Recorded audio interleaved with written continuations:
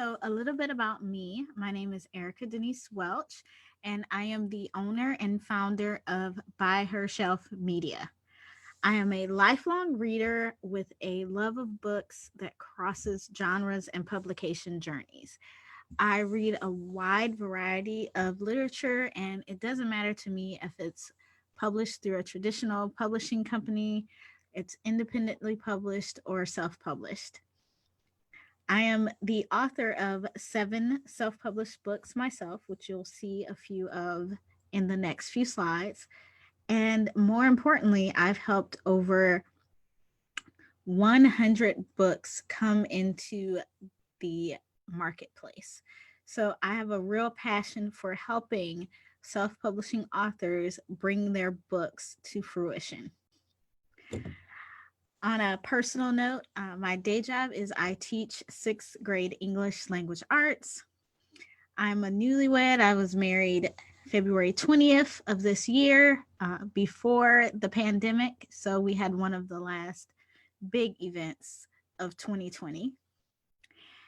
And what we like to do with our students in sixth grade ELA and beyond is an exercise called Because But So, where you will give them the same sentence and they complete it with either a because, but, or so. So, mine for this particular workshop is I'm a writer, but. So, I'm a writer, but I'm allergic to chocolate. So, all of the posts about how you eat chocolate aren't really relatable to me. I don't drink caffeine or alcohol. So all of the posts about wine or coffee don't relate to me either. Um, but I am a writer. So I do suffer from imposter syndrome. I think this is true for most writers.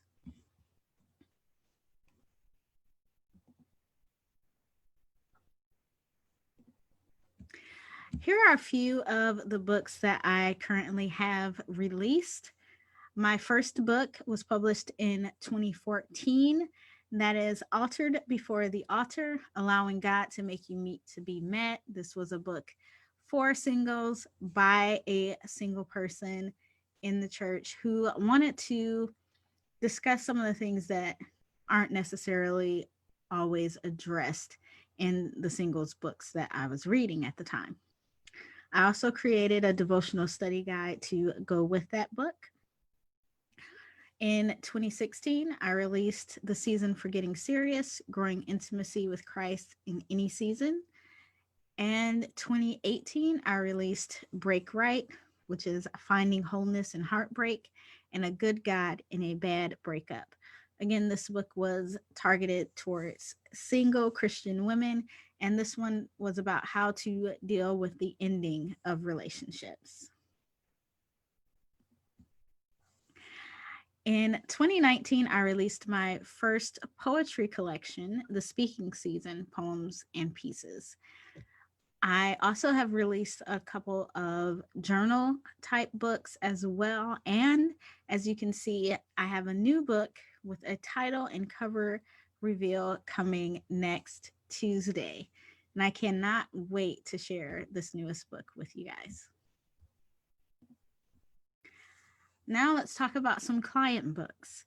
As I mentioned, I've worked with several self publishing authors to get their book out into the world. Some of those authors I did formatting, some editing, proofreading, helping them to upload their books, and a ton of other tiny things that you may not suspect are involved in this process. For this slide, I have some of my full book clients. That means that I took them from their manuscript to the actual published book, the entire process. The titles here: Marriage in Between the Sheets by Max T. Melvin, Under New Management, Understanding God's Plan for Your Prosperity, Dr. Edward Hearns, and 10 Principles of the Life or Death of a Salesperson by 15 years President's Club performer Virgil Blocker, are in different industries on different topics. As you can see, one is on marriage, One is on a biblical idea of money or prosperity, and one is directed at a salesperson and how they can have a successful sales career. Each of these clients had different sorts of books that they wanted to publish, and we were able to get them all out to their target audience.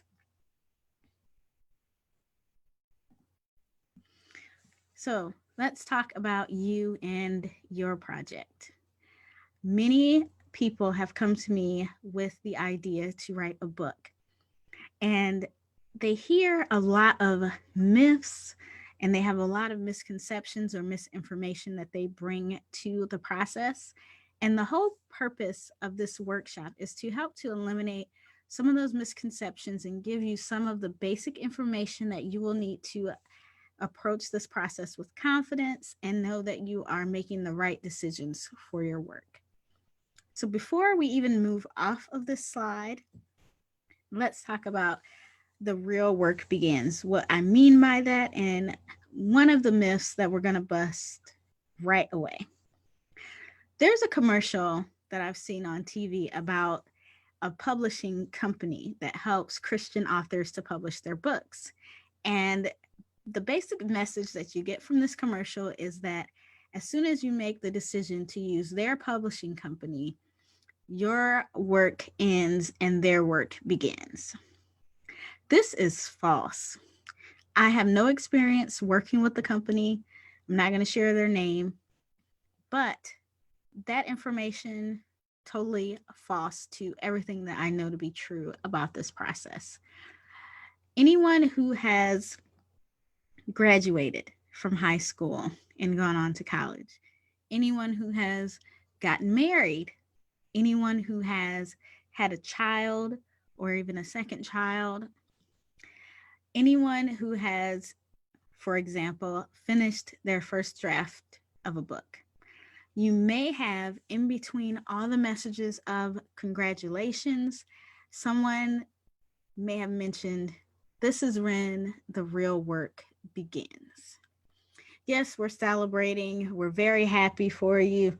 This is a big achievement. You've worked hard to get to this point, but there is so much work involved. You're reaching a new level. Once you get past getting your book down on paper, having that first draft, you have reached a new level. Just like in any video game or life stage, when you reach a new level, there are new things that you have to overcome. There are new challenges that you can expect to have. And the book publishing process is no different. It is a challenge that you can meet. These are complications and roadblocks that you can overcome, but do not be fooled into thinking that this process is going to be one that is easier than the process that you've come through. So let's take a look at 4 other myths that people have been fed about the self-publishing process in particular. Myth number 1, a question of quality. So the myth is that self-publishing is for people whose work just isn't good enough for traditional publication. They think that self-published books are of a lower quality. There's no proper editing.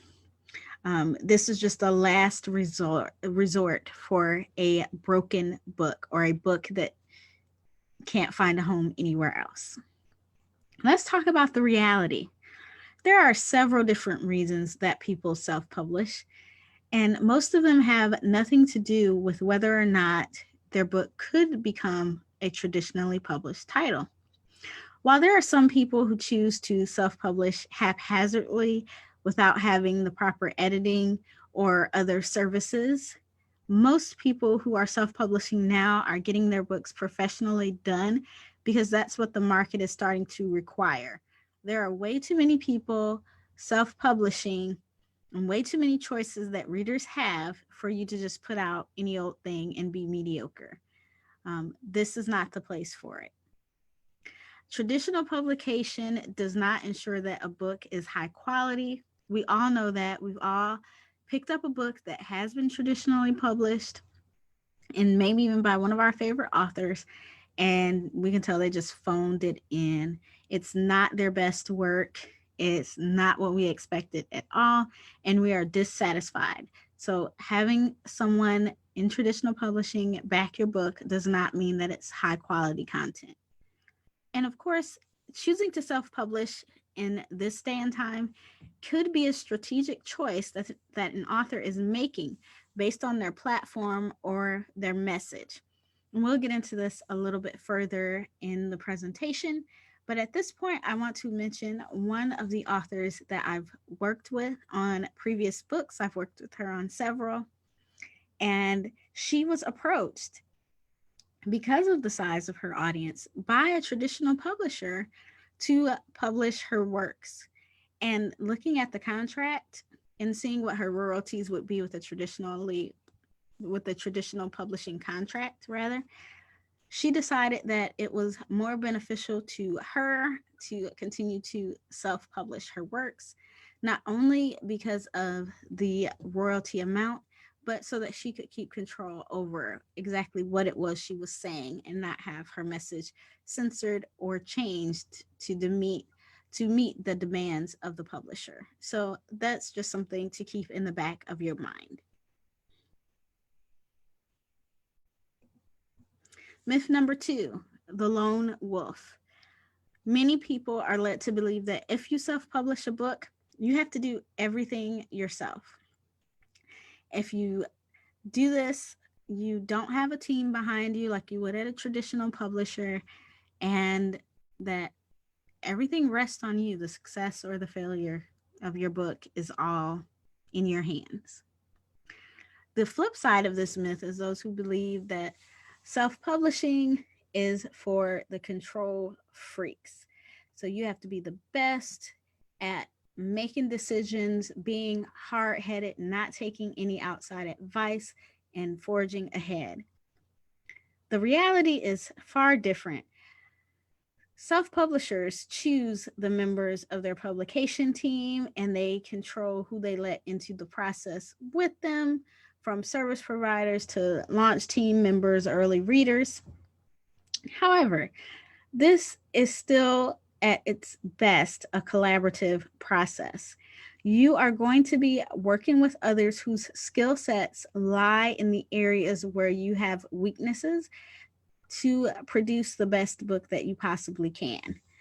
So you are not all alone in this process. Unlike traditional publishing, where your publisher has a team who does marketing, they have the editor that you're going to work with. They have a team that works on your book title and your book cover, who help to make those decisions and who ultimately, depending on how your contract is structured, have the final say so on your book. In self publishing, you're the person who gets to choose who those people are that work on your book and what your book ends up looking like and being titled and what it includes. Myth number 3, the money pit. The myth is that self publishing is extremely expensive. If you don't have thousands of dollars, you might as well go sit in the corner. Also, you're going to spend all of this money to create this book and nobody's going to read it. Well, let's get into some realities. The reality is that the costs associated with self publishing vary widely. It depends on the people who you decide to engage for services. It depends on what you can do yourself versus what you have to pay someone to do. It varies. Just go to YouTube now and see what other people who are on AuthorTube and who have self published have paid to have their books done. Just go to some of those individuals who have multiple books and look at the videos where they break down what they spent on each book. It will vary wildly on a book by book basis, not just on the person. So, what you spend can vary. Also, cost and currency is measured in more than money. You are still spending something in traditional publishing, It just might not be money, but we'll get into that a little bit later. And the bottom line is you can create an exceptional book that draws readers in without breaking the bank. So, for example, my poetry collection that I released was a passion project for me. It's not my usual book in my usual genre, and I wanted to test it out. I looked online, tutored myself to create the cover for that book myself. I did my own formatting, I did my own editing. I sent it out to a beta reader to make sure that everything looked good, and I gave it to a couple of people to help me proofread at the end of the process. Going into that book, I spent no money. That book was self published, and the only thing I spent money on were the proof copies. So it's possible to create an exceptional book that draws readers in and that people love without spending all your money. And myth number 4, what do you know? If you self publish your book, no one will take your work seriously. They won't see you as an expert in your field because no one in the publishing industry has validated you. Well, let's look at the reality. When it's well done, most readers can't tell the difference between a traditionally published author and a self published author. The main thing that might give it away is if you choose to publish through Amazon and use their ISBNs, at which point it will list them as your book's publisher. Other than that, most people looking at a publishing name, um, they might know the big five, but they don't know small presses. They don't know if your book is self published or not. And if you put in the work, your expertise on a subject, your empathy for your readers, your passion, and most importantly, like your authority in your voice will shine through. There is nothing that says that you need validation from the publishing industry. Some authors are validated on their topic based on their education or personal experiences or some of the classes that they've taken and different things, and their audience validates it. Their audience can say, hey, I've been following this person for a long time. They really know what they're talking about. It's not up to the publisher to validate your expertise. Your work needs to speak for you at some point. So now that we've gotten all of the myths out of the way, let's look at some legitimate reasons to self publish your work. One of those reasons is you have more say in the publication process. So, as I mentioned earlier, when you self publish, you get to say who's on that team with you. You get the final say so on your cover, on your title, on what's in between your cover pages. That is something that you have more say so in that you don't necessarily get when you go the traditional publishing route. The next thing is that your book might have been rejected for traditional publication, or you stopped pursuing traditional publication for some reason other than the quality of your writing. And I'm going to give you a few of those legitimate reasons why traditional publishing might have rejected your book, or you might have decided to stop pursuing traditional publishing, and that book is still a viable option for self-publishing. So we're going to get there. Another reason, you have a platform, or what I like to call a warm audience, that's familiar with your message or your voice, and they are ready for this book. It's a known factor that traditional publishing can take a long time, especially when you're starting from scratch, when you have to find the editor and you have to put together the book proposal or the manuscript, and you have to go out on submission, and you have to go through different rounds of submission, and different publishers want different things and they have different schedules that they need to fill. So they have dates that they can offer you that are so far beyond when you actually sign the contract that this can be a years long process that may end up cooling off an audience that you have built up who are ready for your book. And another reason, and this isn't an exhaustive list, but another good reason that you might want to consider self-publishing, and what I think is the best reason, you've created the best book that you could. You've managed your expectations about what you want this book to do, and you have a plan in place that's going to get your book into the hands of as many of your target audience readers as possible. If this is all true, then you are definitely ready for self-publication. Why traditional publishers reject good books. So we've been tiptoeing around this, so let's just get right into some of those reasons. Number one, target audience. The publishers may not know that your audience exists, that there's an audience for your material, or they may not currently serve that audience, and they may not know how to do marketing for a book like yours. So they may say to you that, your book is wonderful, but they don't have a place for it at their publishing company. They may have similar current or upcoming releases. This can happen particularly with nonfiction. Sometimes there seems to be a cycle where everyone is attempting to publish a book on prayer or a book on the keto diet. And while your book has a nice spin to it, it's just too close to something they've already agreed to publish or they just published.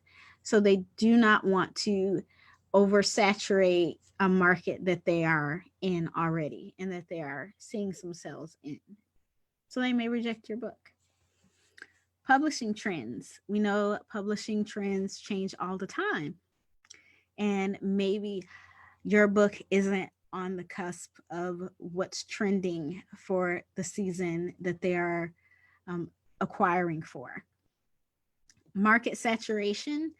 That's just when there are so many books already out on your topic in your genre that people could get, and that the market is really saturated. It's not soaking in anymore. It's just waters everywhere.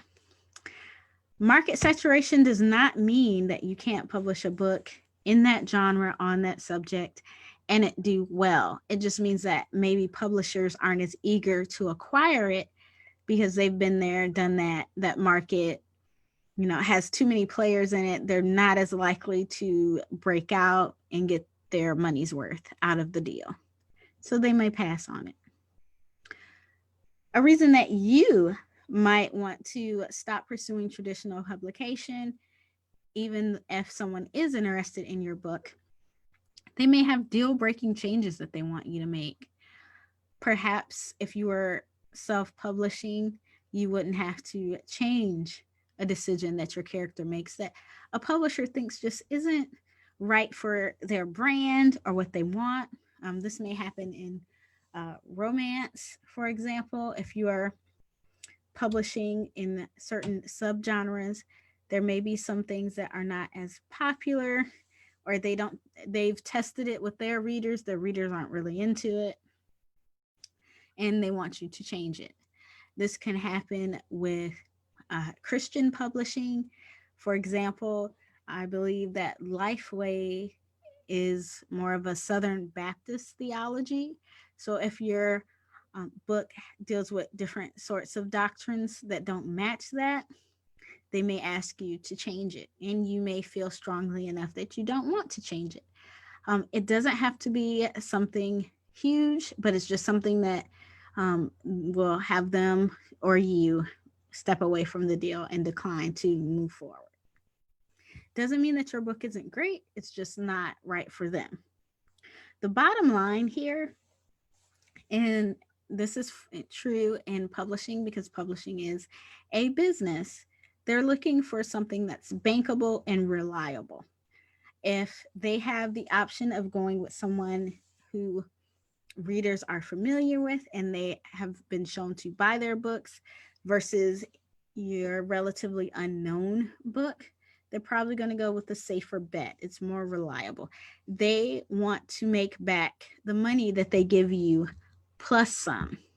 It is a business transaction, and that's how they're going to look at it.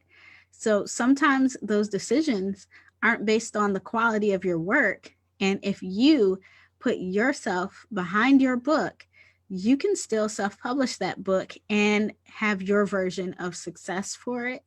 And maybe even show that they made a mistake in not publishing your book. Now, we were clear, but let's also be real. There are some legitimate concerns to self publishing that you may have. So let's dig in and talk about them. You may be unfamiliar with the publishing process. So you have this manuscript, you think that you might want to self publish it, but you don't know what the next steps are or how this book is going to go from a Microsoft Word document or a Google Doc or a Scrivener file to a book that someone can hold in their hands or download on their Kindle or listen to in their Audible app. You have no idea what comes next.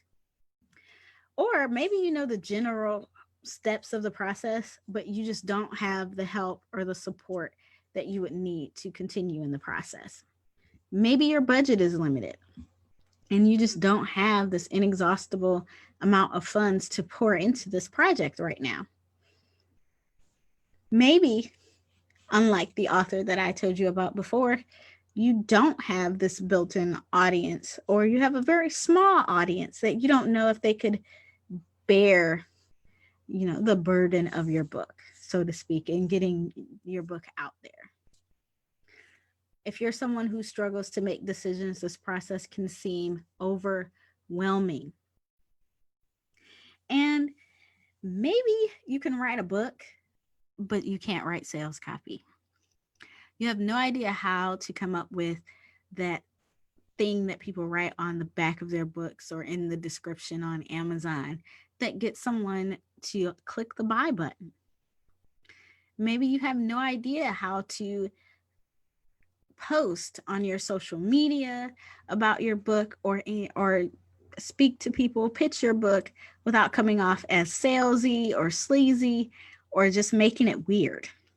Those are legitimate concerns that you might have about this process. And that's why I came up with this training, because all you really need is preparation. How do you manage your expectations, create the best book that you can, and make plans to get it in the hands of readers? Well, it's very simple. First, you need a working knowledge of the publication process. And that's one of the things that we're going to go over in this training. Next, you need a plan. Well, actually, you need a few plans, and we will go over 3 plans that you need to have in your little toolkit so that you can publish with confidence. Lastly, you need what I like to call the 4 C's of publishing. Now, these aren't the 4 C's of diamonds. Some of us ladies know those, especially in our pre-engagement days. We're not talking about those, but we are talking about what will make a diamond quality book. You need content, you need currency, connection, and communication. And we're going to get into all 4 of those areas. All of these ingredients together will give you the big C, which is confidence in your self-publishing journey. That's the goal here. That's what we're working toward.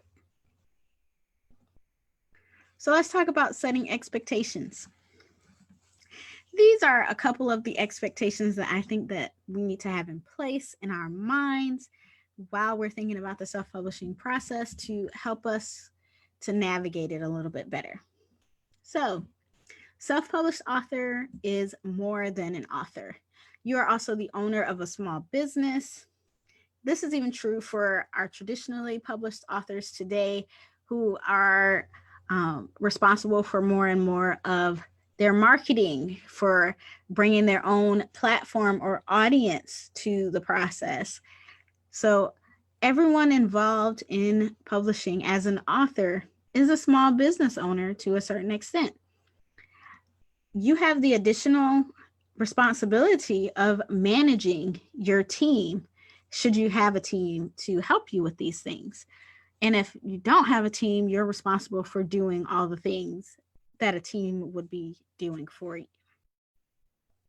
Ultimately, your book, your responsibility. So you're responsible for making sure every single task that is involved in the book process gets done, whether you do it or you delegate it. And there are several ways to delegate it and several people to delegate things to. And we'll get into those people when we talk about the process. You're responsible for and must decide what kind of currency and how much of each type of currency you're going to spend at every stage of the process. Remember, early on when we talked about the myths of publishing and the cost, I told you there's more than one kind of currency. You're going to be responsible for knowing what those currencies are and how much of them that you're going to spend at every stage of this process. You are responsible for keeping your book on track, on time, and on topic. So if you have a schedule, you need to keep to it. You need to make sure that your book isn't going off the rails, off the deep end, something that you're not confident in publishing. You need to make sure that's on time. So you need to keep up with your schedule, and you need to make sure that it's on topic. Okay. Lastly, you must be able to communicate clearly with service providers as well as your audience. All of these things speak to the things that we're going to be talking about: the process, the plans, and the 4 C's. So let's get into those. It's a process. Yes, the self-publishing process. Let's talk about, you have your book. Now what? What are we going to do? Step 1 is content creation. So your book needs to be written and rewritten and self-edited. So once you finish a first draft, you have all the material there. You have to work on revisions and edits. Revision means to see again. So now that you have everything in front of you, you see where you want to start, you see where you want to end, you see the steps that you have to take. It's all laid out. Now, see it again. Is that really the best beginning for this project? Is this really the best ending? Did we get there the correct way? So you may have to restructure some things. You may have to write some things again. You definitely will have to self-edit. And then you'll have to do your regular, less introspective self-edits, just like, oh, there's a typo. So all that needs to be done. Now, after that, your book needs to be edited. This is a process within itself, editing. In the editing process, you will turn to your editor and you will give them your book as clean as you can possibly get your book.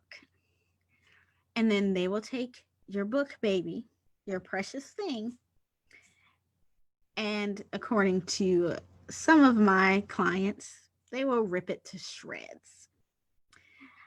Editing involves rounds on most occasions. So whether you are getting developmental edits, which are structural, they're looking at the big picture issues, order, structure, does it make sense? Does it, big picture.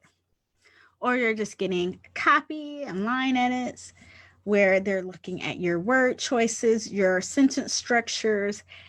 They are looking at continuity. They had blue eyes, now they're green. What's going on? You said it's Saturday, but the day before was Wednesday.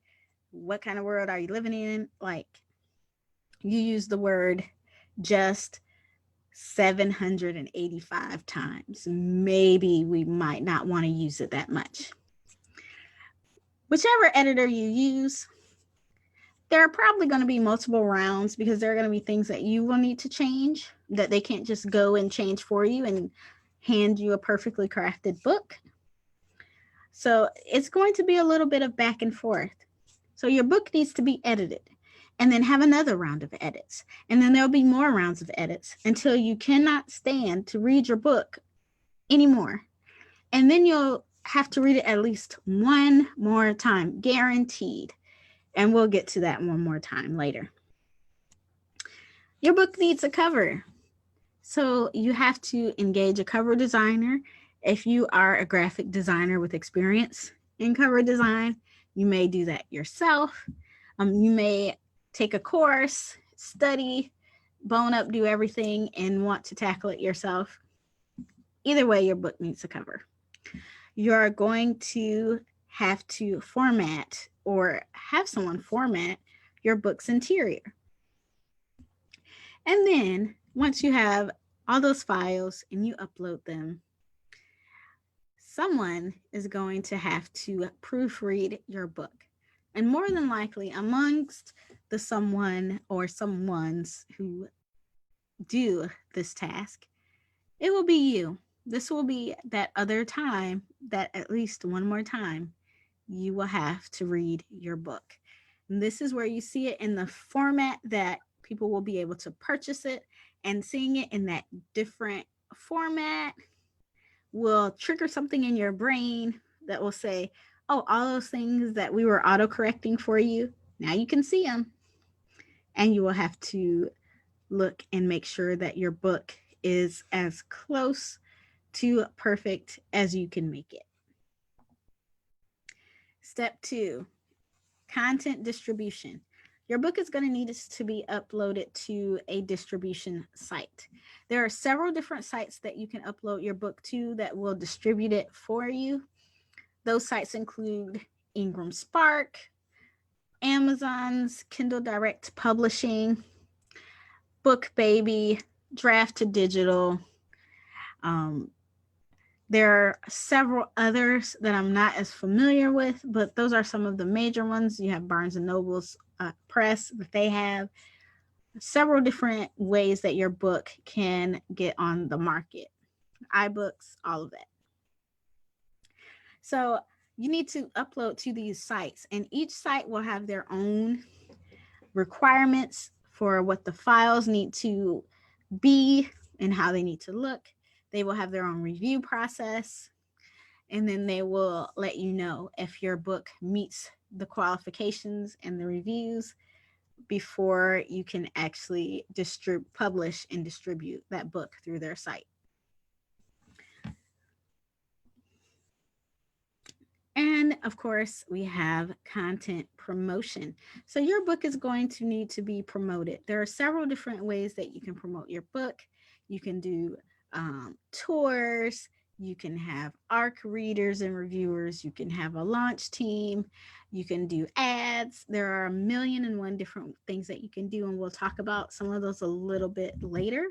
But you need to get the word out about your book through social media, emailing, whatever it is that you're going to do.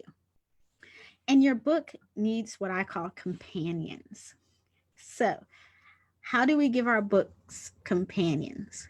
Well, number one, any author will tell you, whether traditionally published or self-published, the best thing that you can do to market your book is to write and publish the next book.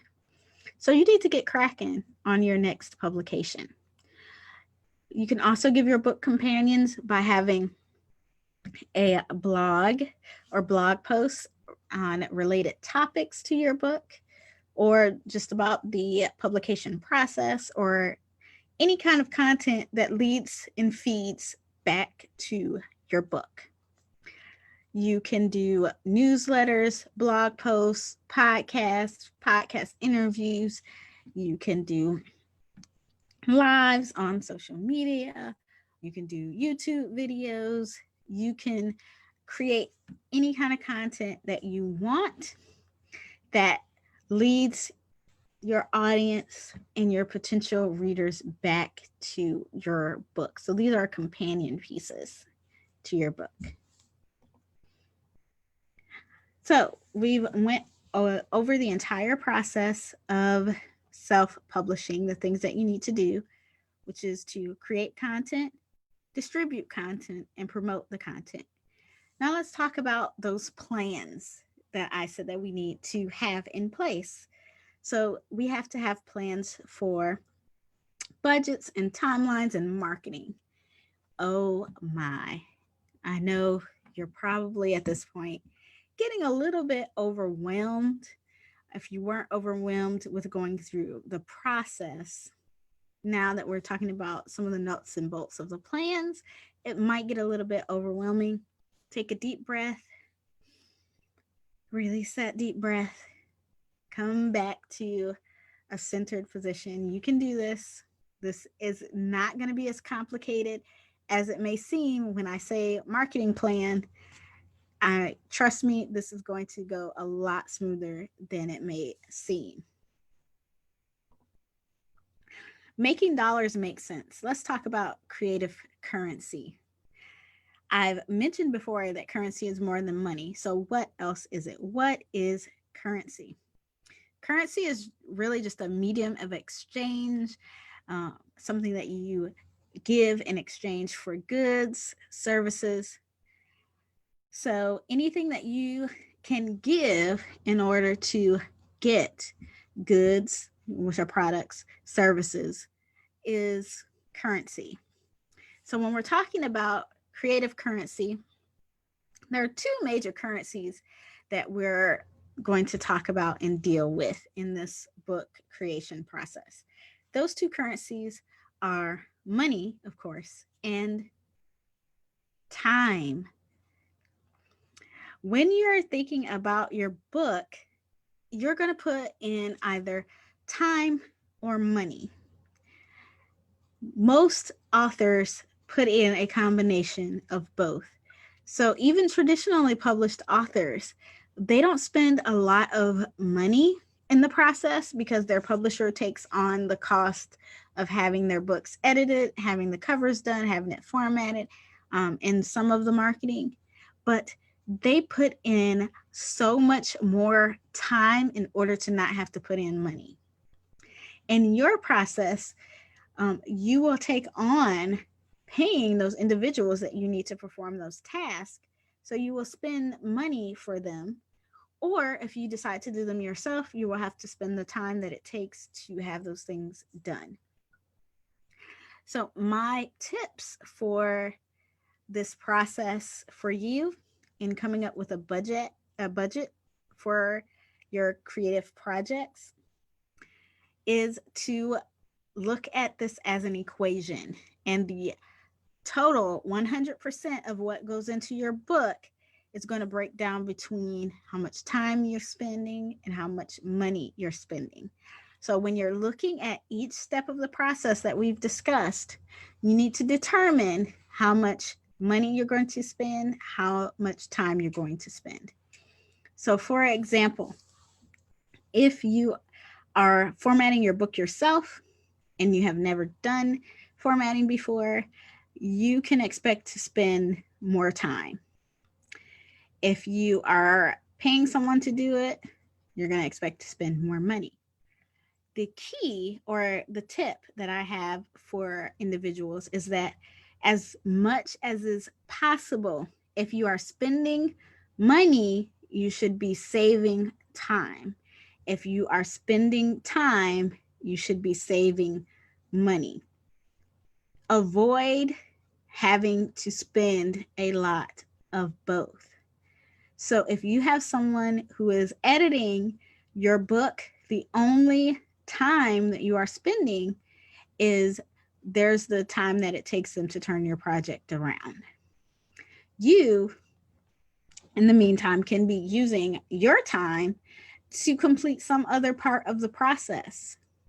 Maybe you are creating companions for your book, or you are engaging the other services that you will need to have lined up for your book. But you should not be spending that money and just clicking your heels together and wasting the time equity that you earned by hiring out that service. So just go through the entire process that you have written down and budget for each step. Do I want to spend more money here, or do I want to spend more time? And then try to get as specific as you can. I don't want to spend more than $500 on my book cover. I don't want to spend more than 2 weeks on formatting my book. Whatever it is, get it down, decide. I'm spending more money here, I'm spending more time here. And just start with that small of a plan. If you want a more comprehensive budget strategy, that's a topic for another course and another time. But this will get you started on thinking about and planning for the expenses that you will have while creating your book. Time is more than money. So let's talk about your publishing timeline. Most of you have heard the phrase that time is money. That is not true. Time is much more valuable than money. Money, if you lose it, you can earn it back. Time, if you lose it, it's gone. So to me, I would be more concerned about not wasting my time than the money investments that I have to make. So to me, the publishing timeline is an important part of this process. So traditional publishing can take a long time. I mentioned this earlier, but I didn't put numbers to it. So let's put some numbers to it. From the time that you just sign your contract, we're not counting the time it took you to find an agent. We're not counting the time it took you on submission for that project to be sold. We're not counting the time that it took you to write your book. Just from the time that you sign the contract till your book is out can be anywhere from 9 months to 18 months, sometimes 2 years, depending on that publisher's schedule, what they have coming out, what seasons they have room in, etc. That could be a long process, but there's a reason why it's a long process.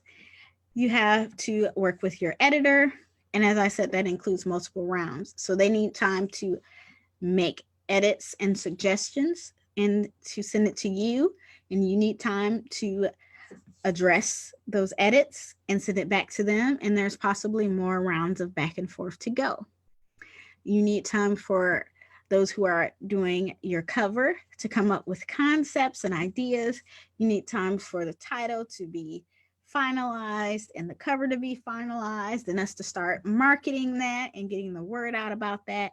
You have time where the book has to be formatted and your book has to be pretty much finished before it goes to the ARC readers or the advanced reader copies that go out to readers who will review, or their influencers who will take pictures with it, whatever the case may be. That has to be done ahead of schedule. So there's a lot of things that have to be in place before that book hits shelves, and that adds to the time that it takes. Self-publishing might take you a long time too, because guess what? You still have to meet all of those obligations that you would with a traditional publisher. But now you get to set more of the timeline.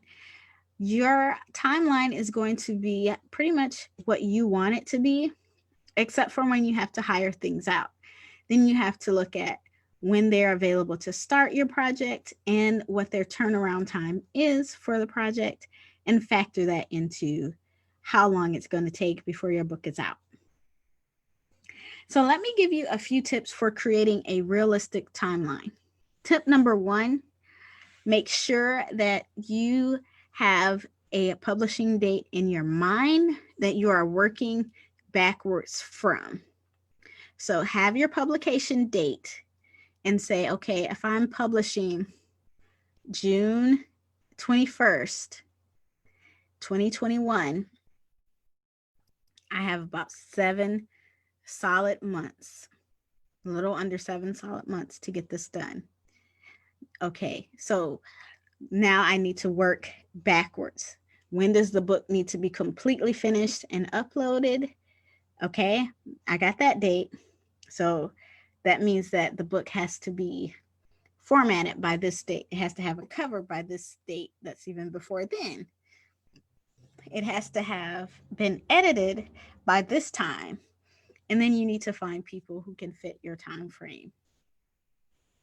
Tip number 2, your book needs to be done, finished. Like the only thing you need to do is press publish 2 weeks to at least a full month before your book is releasing. There's a reason for this. So, that reason is when you press publish, you will have 24 to 72 hours on average, depending on who you publish with, for that book to go live and actually be out in the world. So you have to build that into your timeline. So if you want your book to come out on that June 21st, you're going to have that book up by and press published by the 18th. So that's 3 days that you don't have. Next, remember your books have to be reviewed by your distributor to make sure that it meets all their qualifications. Once they review it and say that it's okay, you're going to need to order a proof copy. And if you have a paperback, that proof copy has to be printed. It has to go in the mail. It has to come to you.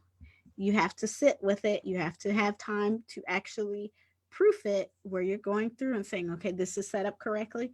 That looks good. There's no typos, this or that. That is about a week-long process, even if you pick rush shipping, because it does take time to print.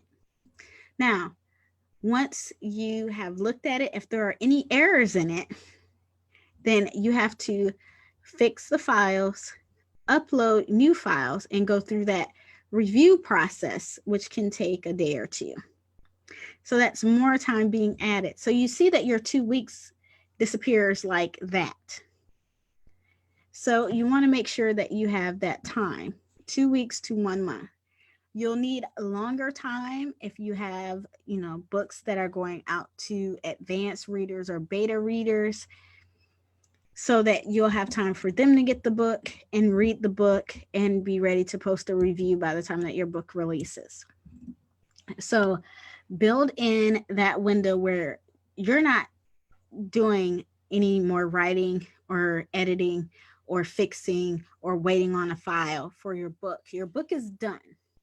That could be time in that 2 weeks, 1 month, however long you have, where you are starting to really gear up on promoting your book, where you are starting to have things come out about your book, and where you get to do a different part of the process. You shouldn't still be working on it. At least that's my 2 cents in your publication plan.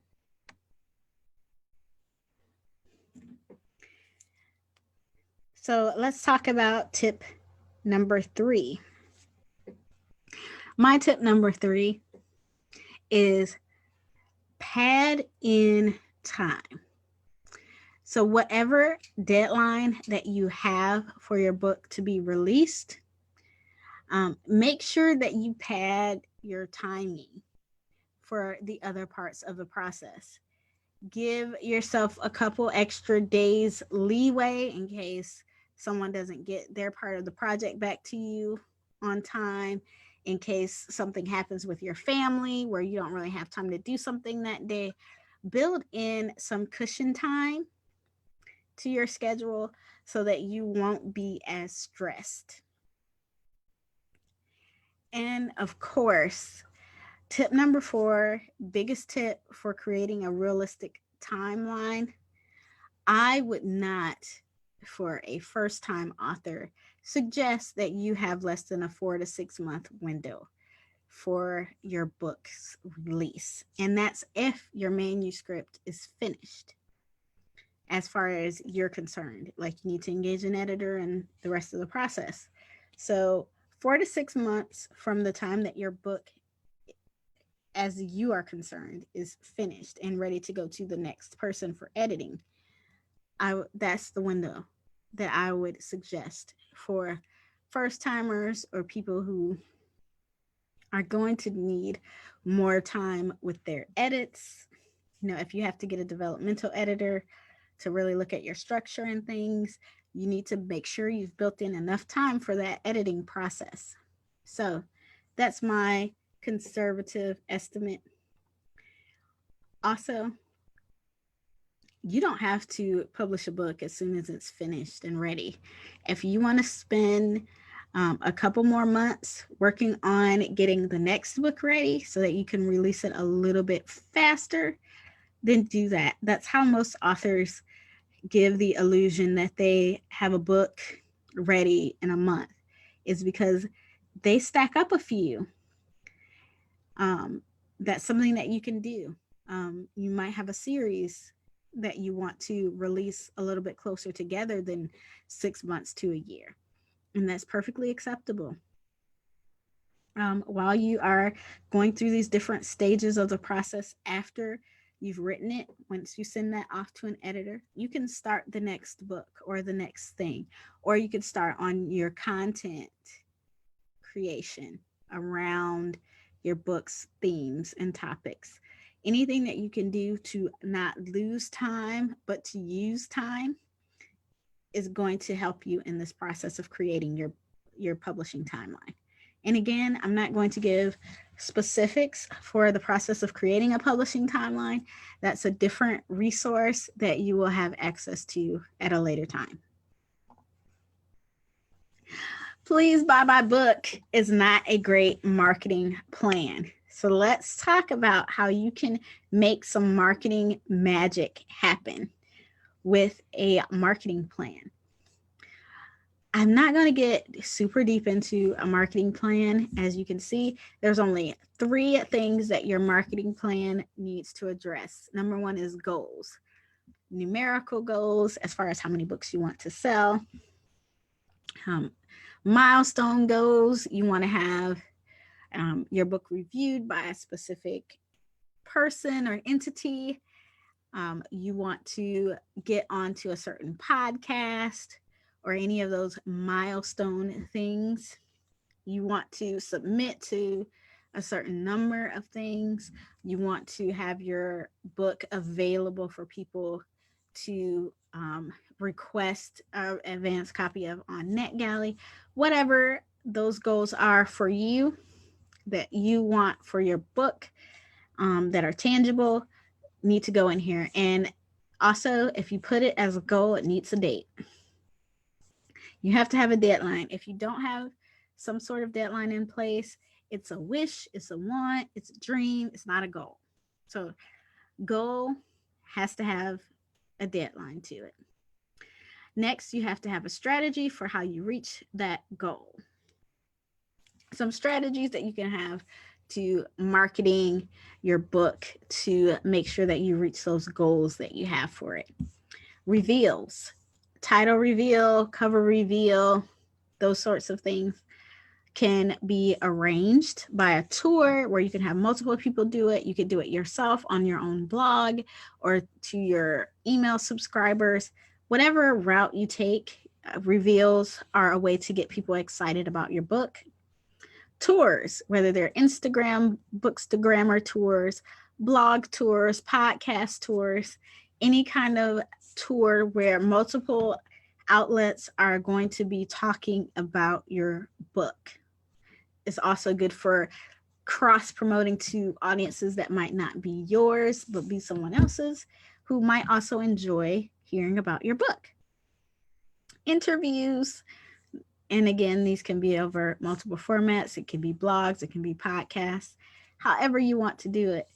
Try to go after some interviews if that is a part of one of your goals. That can be a strategy that can help you get there. Social media posting, yours and others. This can help get the word out about your book. Email marketing can be your newsletter, another author's newsletter, to promote to their subscribers. It could be through a service like NetGalley, which sends books to readers who have signed up and they want to hear about certain types of books when they come out. It can be an Amazon emailer, any kind of thing that is targeting a specific group of readers through email can work for your email marketing. Launch teams, you can coordinate a launch team yourself. You can hire someone to be a launch team coordinator. You could give your launch team different tasks to get your book out in front of different people. But launch team is also a good strategy.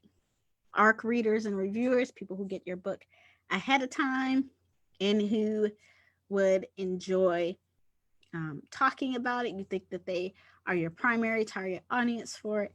Getting those early reviews can be a strategy for getting your book featured as an also bought on Amazon, or having it come up as a suggestion that people who like this book also liked this.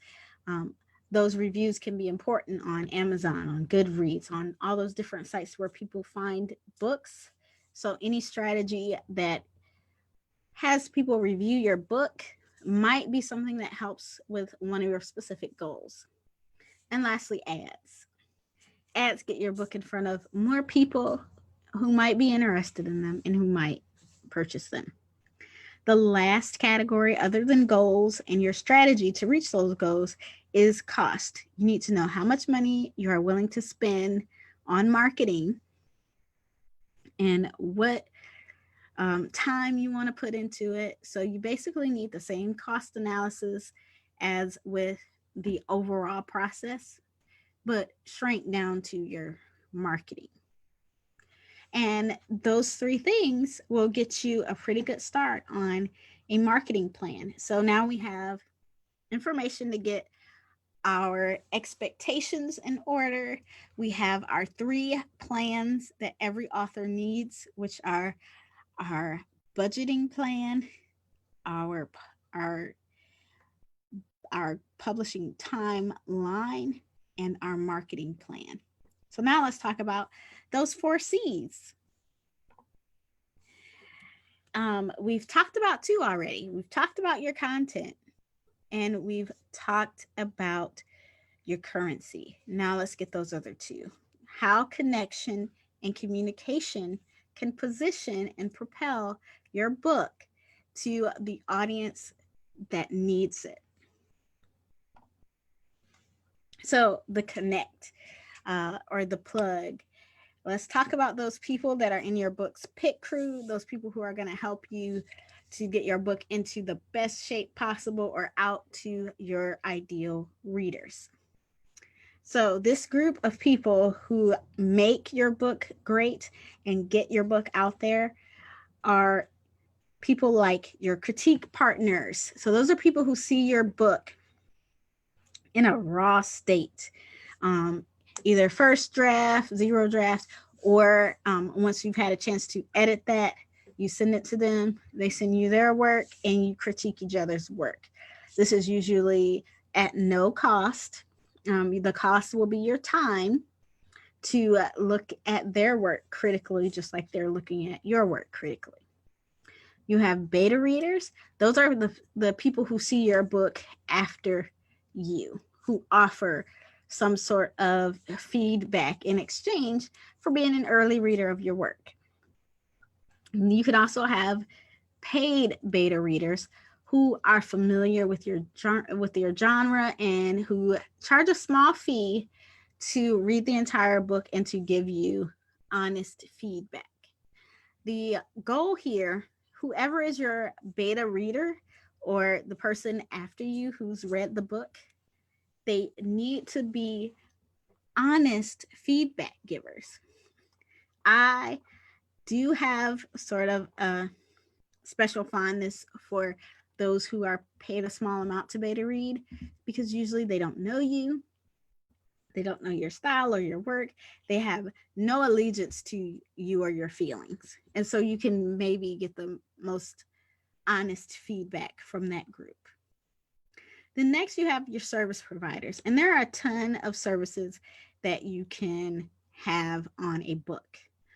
book coaches who will coach you through the process of writing your book, um, publishing consultants who will take you through the process of publishing your work. You have editors, cover designers, formatters, proofreaders, PR or marketing professionals, launch team coordinators, etc., who can be involved in this process on a professional level that you will exchange money for their goods or service. Launch team members. We've talked about them a little bit before, but these are people who can be your boots on the ground to getting the word out about your book.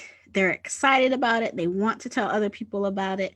And you are going to give them some direction on how they can do that.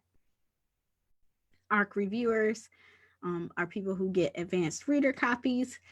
They post to social media, to Goodreads, or to a distribution site such as Amazon, reviews of your work so that other people who like your books may find them. So they'll say something like, if you're a fan of Dan Brown, you might be interested in reading this book by this up and coming author. And, if you are, a fan of the poetry of Nikki Giovanni, you really may be interested in this new up and coming poet. These aren't necessarily people who are signed on to be disciples of your book, but they are willing to give your book an honest review in exchange for an advanced copy. And then, of course, you have whatever current audience you have. Your current audience can help you to push and promote your book. They can buy copies themselves. They can be a source of some of the things that you cover in your book by polling them or seeing what their pain points are or the things that light them up and entertain them. Whatever kind of book you're writing, you can look to your audience to kind of gauge how receptive the audience that you have will be to your work and if they would be willing to share it with others. But these connections to people, either people who are invested in you and want to promote things that you're doing, or these people who you pay to come alongside you to make your book the best possible, these connections are gold. And making these connections will help to put your book on the fast track to success more than how much money you choose to spend on it or that sort of thing. Now, let's talk about communication that converts. Communication that gets someone from being, a like or a follow on Instagram, Facebook, Twitter, Snapchat, TikTok, whatever, to someone who might actually buy your book. For this step, let's just get it out there right away. Social media is cool, but cultivate your email list, y'all. Social media has these things called algorithms. And if you are an influencer or any of that, you've heard about them already several times. They change frequently, but they determine who sees your work. So even if you have an audience that is huge, only a certain percentage will see the things that you post. The last time that I looked into this, I believe the statistic was that you had to post about 7 times before like a good number of your audience saw the things that you were posting. So you may feel like you are being spam-tastic because you've sent so many updates about your book or you've shown your cover so many times and it's been in your story and they never saw your story. And once that 24 hours is up, it disappears. Or you post it on your timeline and you're not even showing up on their timeline anymore for some random reason. Maybe they didn't like enough of your previous posts, so they're not even seeing it. And there's not really a whole lot that you can do other than pay for ads. Whereas with an email list, these are people who have agreed to be on a list where every time you send an email, it comes to their inbox. And the amount of times that they are likely to see it and the times that they can click on it and you can convert them go up with your email list. You have more ownership over your email list. If they start censoring your posts on social media, if you have any issues with the flagging it for untrue information, if you have any sort of hiccups, or they decide, you know what, we're going to deactivate your account, you've been causing some, whatever the case may be, if you're having some struggles with your social media, that won't affect your email list unless that person unsubscribes. There's always that email is waiting for them to click on it. Unlike with social media, where they may or may not have the opportunity to even see it and determine if they're interested. You want to share more than just your finished product wherever you're sharing social media, email list, blogs, whatever. You want to share more than just your finished product. Things that you can do, you can share the process, you could share different information on what the topic or theme of your book is about. You can share other resources that are related to your topic. You can have a free lead magnet or whatever it is, but don't let the first time someone hears that, you're interested in, for example, um, maple trees when you publish your book. Because then they're going to be like, what? And where did that come from? Does she even know anything about this? Why is she posting about this? Like, well, I already got somebody that I get my information about maple trees from. Make sure you're sharing more than just, hey, I wrote a book on this thing that you had no idea that I was even interested in. Make sure that you plant those seeds some kind of way. Also, in social media, you don't want to just talk about your book or your writing. Pick a couple more topics of things that you can post about that people would like. One example, I follow Jasmine Guillory, who's a romance writer on Instagram. And she's also very interested in cooking and growing her own vegetables. I'm not growing a garden. I have no interest in growing my own garden. I don't try any of the recipes that she posts, but I am fascinated to see all the things that she posts about all of these recipes and all of her yoga days. She puts yoga day 1091. I'm there. I want to see what comment that she has about her day and how yoga fits into that. I'm just interested. Your audience wants to know about you as a person. So make sure they're getting to know something about you and things that you like and are interested in that have nothing to do with selling them anything. Which brings me to my next point. Serve your audience before you sell them a product. This is an act of serving my audience. This isn't selling you anything. This is giving you information that you can use. You can go to any of the groups that I'm in with writers, and I give out information all the time to people. Hey, you want to know quickly what is an ISBN or where you can find one? I'll tell you, I'm not expecting anything in return for that because these are people that I care about.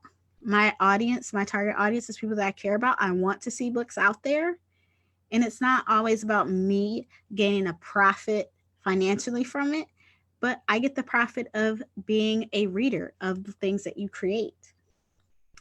Make sure that you're finding ways to serve your audience before you start to sell them something. And that will give them a good feeling about you. Number one, they know that you're spot on with things. Like, your information is going to be good. Yes, I can invest in her book because if it's as half as good as the free stuff that she's giving out.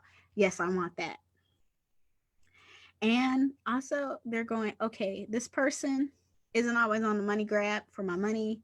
If they're selling something, I want to support that because they've supported me in giving me information that I needed without asking for a dollar amount. Next, content is king. And remember, when we're talking about content, I'm talking about what you write in your emails, what is on your blog, what interviews or content is on a podcast that you're doing. I'm talking about all the content, not just the book, but especially the book.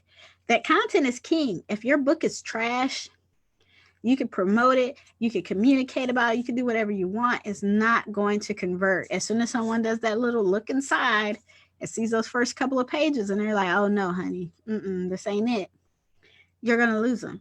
So make sure that your content is king. You're putting it as a priority. But consistency is queen. If you're going to post on social media, if you're going to go the email route, if you're going to be in people's ears with podcasts and the like, be consistent. And this consistency goes two ways. Number one, if you're going to post on a consistent schedule. People know same bat time, same bat channel. You know, they know where to find you, when to find you. They can pretty much predict what kind of things they're going to find from you. You are consistent. They know that they can come to you for X, Y, and Z, but they can't get F and L. You know, they have an idea of what you do and when you do it. Be consistent in the number of times that you send out emails, once a month, once a week. And you can, of course, when your book is out, send out a special email, or when your book comes out, you have a week of YouTube videos instead of just one or two that week. But for the most part, you want to be consistent. Now, here are a couple of nuts and bolts things. Number one, if you have to choose one, being clear is better than being clever or cute. And this goes across the board. When you're titling things, make sure people know what it's about. Be clear. If you can be cute and clever, that's a bonus, but make sure that if you're nothing else, you're clear. Okay? That goes for titling things. That goes for, telling people what your book is about. All of that. Any communication that you have with anybody, your best bet is to be clear more than clever or cute. Because sometimes when we're clever and we're cute, but we're not clear, people don't understand what it is, and they are not going to devote any brain power to trying to figure out what in the world you're talking about. They're just going to click on to something else. And then lastly, you want to know your email rights and beatitudes. I come from a field where we have a list of rights. I worked in the people with disabilities field for a long time, where I had to give people medication. And there was a list of 5 rights that we had to make sure that we had the right, this, that, and the third before we gave that medication to reduce the chance of errors. Well, this list is a list of your rights of email that will decrease the errors in your communication via email. And the email beatitudes are piggying back off of those rights, but they're telling you things that you need to be in your email communication. So let's get into those. So what are the 5 rights of email and what do they mean? Right recipient. Number 1, make sure that you are sending the email to the person that you need to get the answer for whatever you're emailing about. So you don't want to email your formatter about your cover design unless there is some sort of overlap and they're the same person. You do not need to email your editor about your cover. Those are 2 different people. You want to make sure you're emailing the person who can give you the information that you need or answer the question that you have. So if there's a particular person at a company who does that thing, then you need to make sure that you're emailing that right person. Next is the right route. Many people have a route to communication already set out, and they're usually pretty good about telling you what that route is. So, for example, I follow Lovey Ajayi. I love her. She's a speaker, she's an author, she's done a TED Talk, she has podcasts, she is a digital strategist, ultimate communicator, side eye sorceress. Love her. She lets people know if it's something about business, like booking her or something of that nature, then you need to email this particular email address. Do not send her a direct message on Instagram or Facebook or Twitter or wherever you follow her. You have to go through the proper channels to get that information and to get that ball rolling. So, for the people that you are contacting, make sure that you know the way that they prefer to be contacted for that particular thing and that you are using that route. Write request. So a lot of times people will send an email for something that information is available to them without having to send that email. And that could be you could have had a previous correspondence with this person where they shared it. They could have it on their website. That information is just available somewhere where you do not have to email them. If there is a way other than emailing them to get that information, please avail yourself of it. One thing that I like to tell people is do not pick someone's brain until you have picked their website, their book, and all the other resources that they have for you, podcasts, everything. If there is a way to get that information for free or low cost instead of having to work one on one with them, that is your better option. You are saving yourself money and possibly the time that it will take for their assistant or them or whoever to get back to you. If you can find that information free, available, waiting on you without you having to bug nobody or beg or borrow or steal, go ahead and do that. Right reason. So if someone has told you their timeline and their availability and when you'll get something back, don't email them before that time has come. There's not a good reason unless something has changed dramatically that you need to let them know about before they finish the project. If they have your project and they're in their window of time to complete it, leave them alone. Have a legitimate reason to email someone. Like, right request, right reason, all this goes back to your currencies, time and money. Don't waste anybody's time that they have to work on your project because that will put them behind, and then you'll be behind, and then you're losing time or you're losing money because you're doing all of this here, and then they have to add extra costs because they're having to coach you through things that were not a part of your original package. Be as smart as possible here. If you don't really have a reason to email them, leave them alone. Email somebody else, call somebody else, vent to somebody else, do something else. But don't mess up your timetable by having them have to take time out of their day to calm you down or de-stress you, if they'll even do that. Then write recitation. So we want to be as professional and be as aware of our tone as possible when sending emails. You probably want to avoid all caps because it looks like you're shouting at people. You want to avoid excessive use of punctuation, like 5 exclamation points or question marks is probably not necessary. So make sure it's professional. Now, this gets into our beatitudes of email and communication. So let's look at those. Be direct.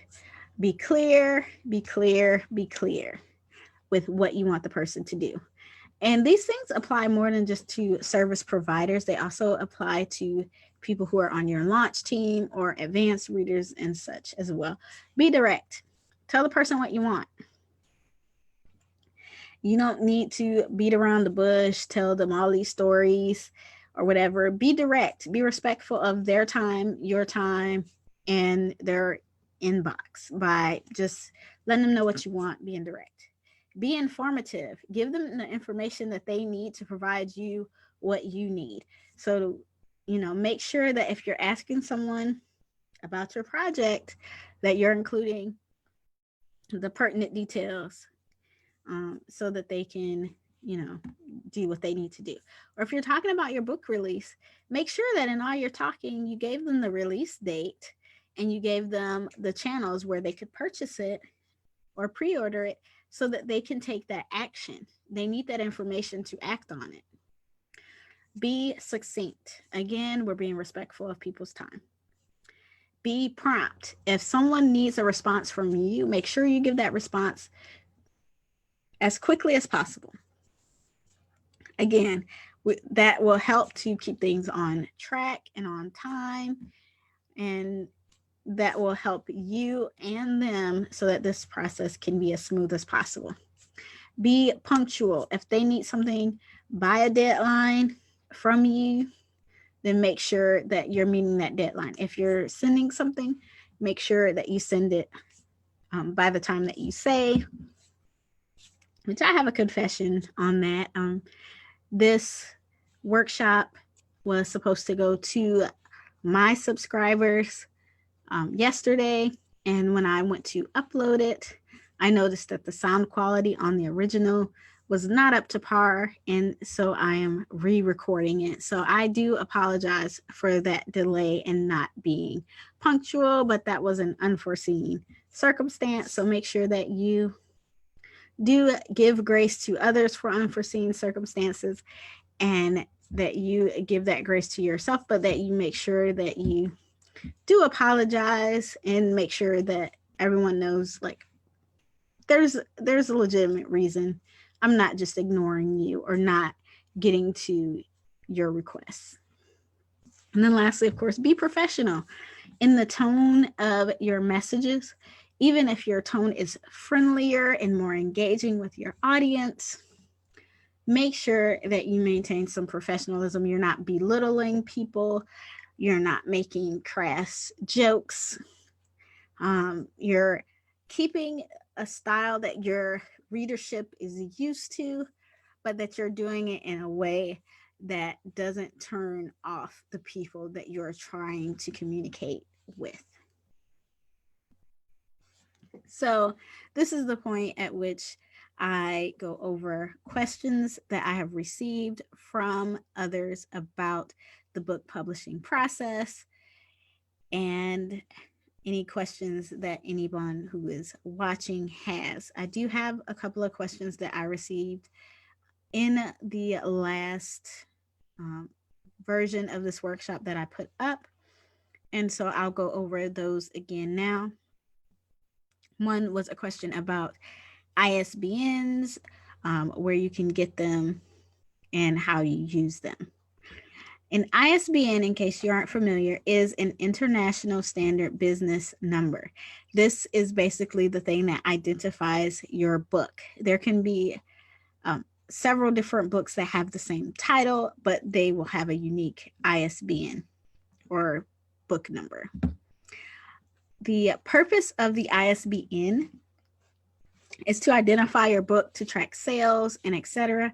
They are required for your works, and each version of your book, each different format, must have its own ISBN.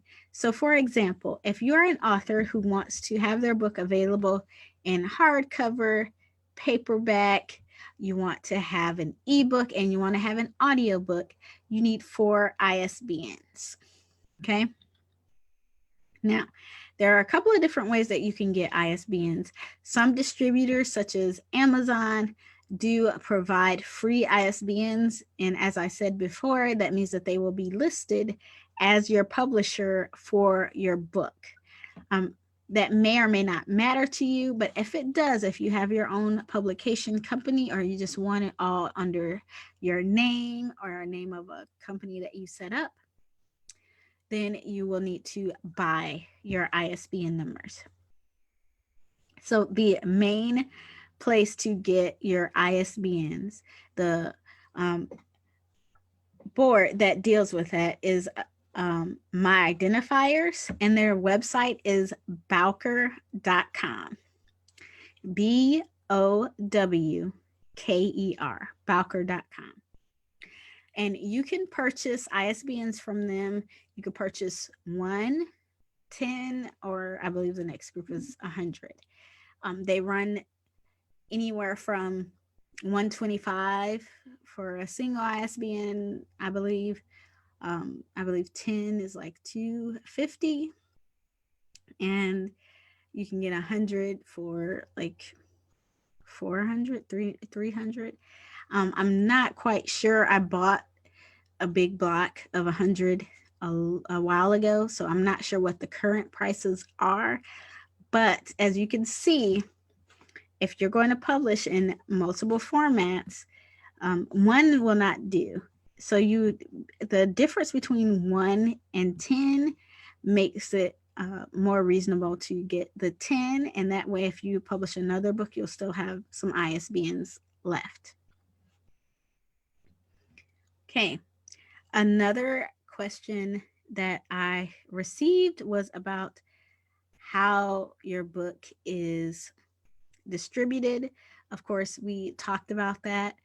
We talked about some of the distributors and how you upload to those sites and what that process is. But if you have any more specific questions, I can address those. And another question was, someone said that they needed help to find some of the people to work on their book. So what are some of the places where you can find people who do the things that you need done? Editing, formatting, cover design, to market, or proofread, or beta read, manuscript critique, any of these things, book coaching, publishing consulting. How do you find these people? Well, you can find these people in several different places. For example, I am on Upwork. That's one of the sites that I use. You can use LinkedIn to find people. You can use Reedsy, which has publishing professionals as well. You can use Fiverr. Any of those places will have different designers with different rates. My advice while you're looking at these different things, going through those things, or looking at someone you've seen maybe on YouTube or something, or you follow on social media and looking at their services, make sure that you have seen examples of their work, their portfolio.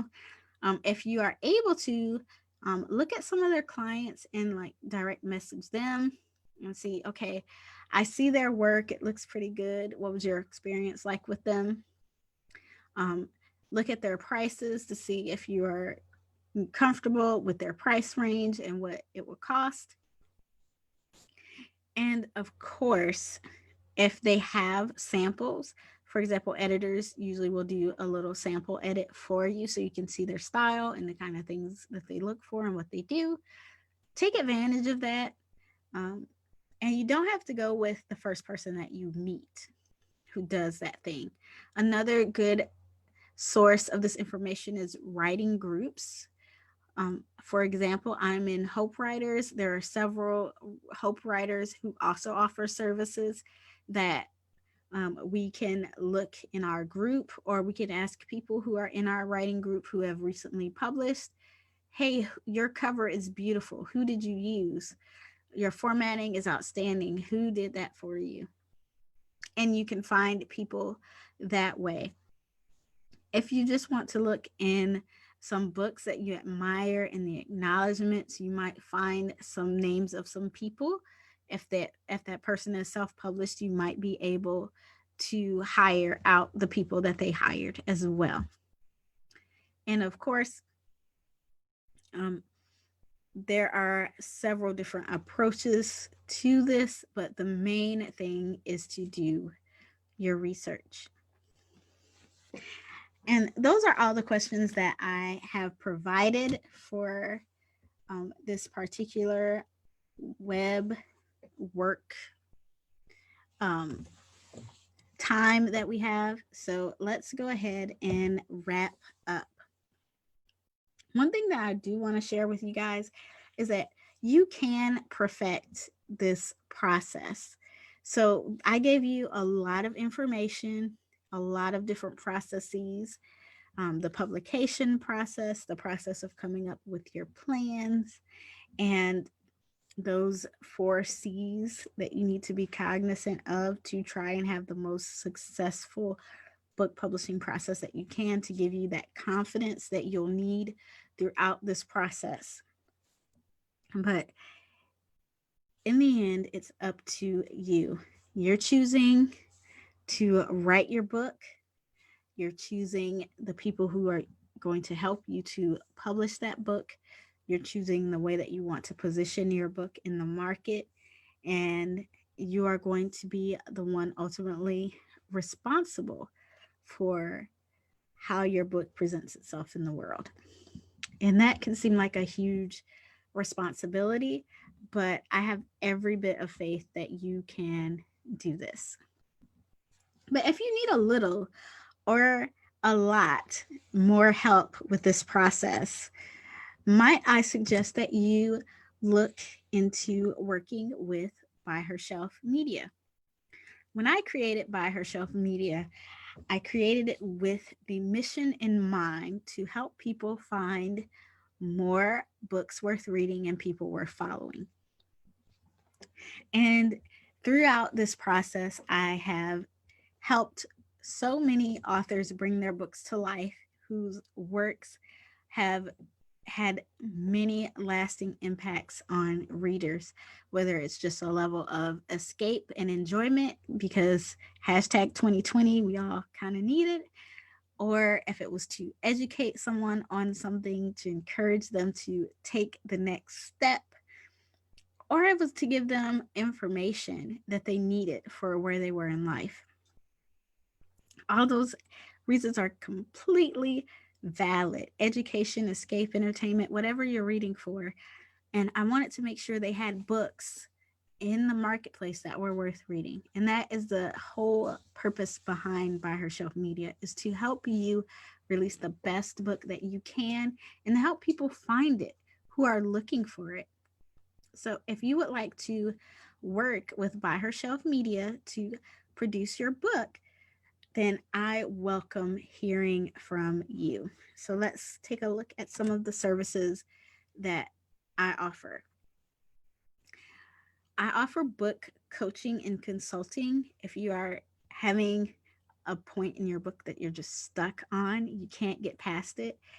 And a lot of times, authors just need someone to bounce ideas off of, or they just need someone who will ask them the right question that will unlock that next level in their work. And I enjoy those conversations and getting to be that person for someone. If you are looking for editing services, I offer editing as well.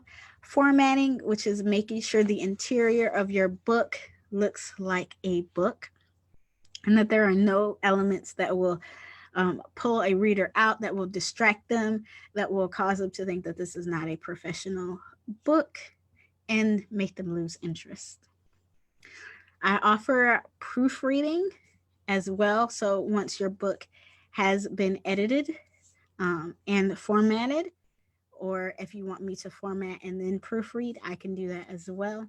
But to give your book that final read through and just make sure that there are no typos, that your book is as clean as possible, the sentence structure is good, everything is ready, like your book is ready for your audience. I also offer publishing assistance where I will help you to go through those steps of the publishing process, where we will help you find a cover designer, We will help you find beta readers. We will get your books uploaded to those different distribution sites, and we will help you to figure out your marketing plan, your publishing timelines, and those sorts of things. Also, I also offer courses. So, this workshop is just one example of how a course can go. I have a full service for book writing, book publishing, and promoting. And that full end to end course is something that I call From Hook to Book.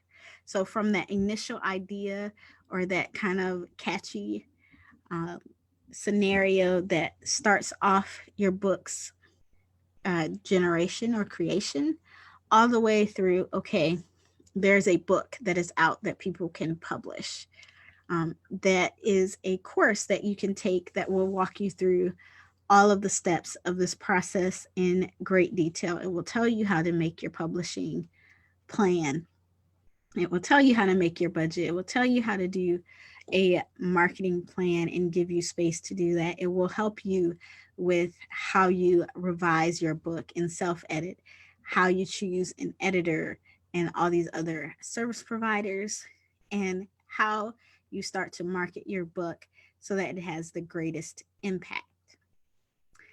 So, that is a course that you can take. There's a smaller course that goes more in depth on the 4 C's that we talked about earlier, just to give someone a more hands-on approach to that particular publication piece of the process, so that you can have that particular information.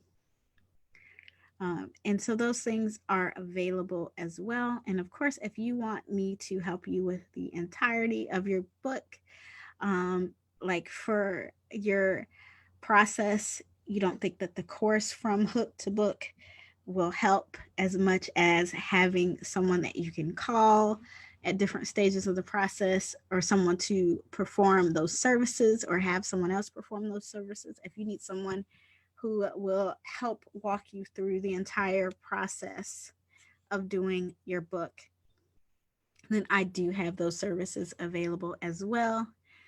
Um, so you can check us out on Instagram. We're By Her Shelf Media. On Facebook.com, it's By Her Shelf. Twitter is By Her Shelf. And my new website is being constructed. But for right now, my current website is byhershelf.com. So go forth and conquer all the shelves.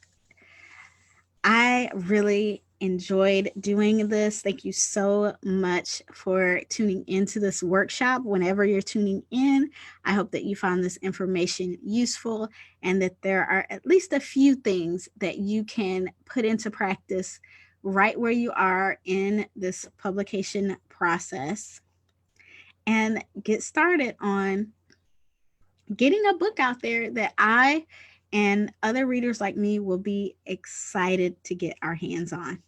If you want more information about By Her Shelf Media's courses or services, you can visit my website, byhershelf.com/fixmybook. Will be some information there. And of course, once the website is finished, I will provide that link as well.